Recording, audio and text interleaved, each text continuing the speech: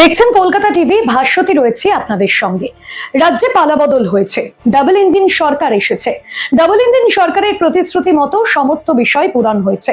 আমরা দেখেছিলাম double engine সরকার যেমনটা প্রতিশ্রুতি প্রথম থেকে দিয়েছেন যে নারী অগ্রাধিকার যেরকম দেওয়া হবে সেই মতো নারীদের অগ্রাধিকার দেওয়া হয়েছে এবং মহিলাদের বিভিন্ন প্রকল্পের আওতায় আনা হয়েছে। পাশাপাশি যে বিষয়টা দেখা হয়েছে যেখানে নারীদের সুরক্ষার বিষয়টাও কিন্তু ভাবা হয়েছে। আরো একটা বিষয় যেটা জানিয়ে রাখা ভালো, আমরা দেখেছি যে এর আগে রাজ্যের শিল্পের ক্ষেত্রে কিন্তু বিভিন্ন দোলাচলের মুখোমুখি হতে হয়েছে। বিভিন্ন ক্ষেত্রে দেখা গিয়েছে শিল্পে জমি জট বা অন্যান্য কেন্দ্রের সঙ্গে রাজ্য সমন্বয়ভাবে কাজ করছে না। এই নানান কারণে রাজ্যে অনেক অনেক শিল্পের ভাবনা আটকে রয়েছে।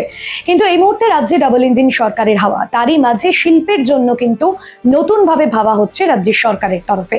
ডাবল ইঞ্জিন সরকার এই মুহূর্তে রাজ্য এবং কেন্দ্র সমন্বয় রেখে কাজ করছে।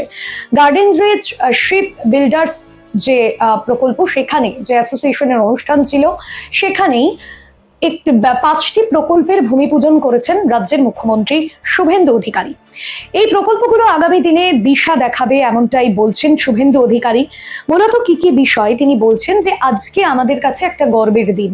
3400 কোটি টাকা সেখানে বিনিয়োগ করা হয়েছে আগামী শিল্পের জন্য। মূলত Raichak timber pond ship building facility, radial forging plant এবং 3000 টনের ওপেন ডাই ফর্জিং প্ল্যান্ট, প্রতিরক্ষা সরঞ্জাম তৈরির ক্ষেত্রে এই 5টি লক্ষ্যমাত্রা নেওয়া হয়েছে। এবং এই যে 3400 কোটি টাকা বিনিয়োগ করা হবে, খুব শীঘ্রই এই টাকাটা দেওয়া হবে।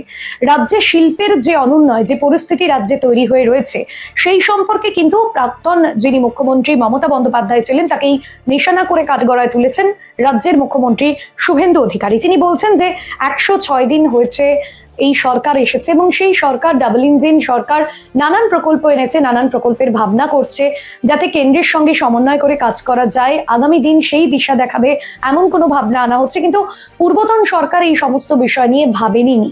অন্যদিকে তিনি বলছেন যে গার্ডেন রিচ শিপ বিল্ডার্স অ্যাসোসিয়েশনের সঙ্গে যদি আমরা যুগ্মভাবে কাজ করতে পারি, তাহলে আগামী দিনে আমাদের রাজ্যে আরো বড়সড় ধরনের বিনিয়োগ আসবে।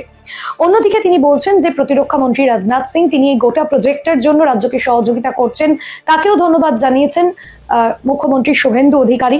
অন্যদিকে তিনি বলছেন স্বরাষ্ট্রমন্ত্রী থাকাকালীন 2016-তে রাজনাথ সিং রাজ্যকে চিঠি দিয়েছিলেন জমি দেওয়ার জন্য। বিজেপি সরকার এসে 99% জমি কিন্তু বিএসএফ কে দিয়েছে এবং জমি নিয়ে যে জট ছিল, সেই জট কিন্তু ধীরে ধীরে কেটেছে এই সরকারের আমলে। অর্থাৎ পূর্বতন সরকারে আমলে বিভিন্ন ক্ষেত্রে দেখা গিয়েছে জমি নিয়ে চিঠি দেওয়া হয়েছে স্বরাষ্ট্রমন্ত্রীর তরফে, কিন্তু সেই চিঠির কিন্তু কোনো রকম কোনো প্রত্যুত্তর আসেনি বা চিঠির থেকে কোনো রকম কোনো নির্দেশ পালন করা হয়নি। তবে বর্তমান সরকার আগের যে সমস্ত ফল্টগুলো রয়েছে সেগুলো যেরকম মেরামতির চেষ্টা করছেন, পাশাপাশি আগামী দিনে আরো একত্রিতভাবে কাজ করে যাতে আরো এগিয়ে যাওয়া যায়, নতুন করে দিশা দেখানো যায়, সেই বিষয়টা কিন্তু ভাবা হচ্ছে।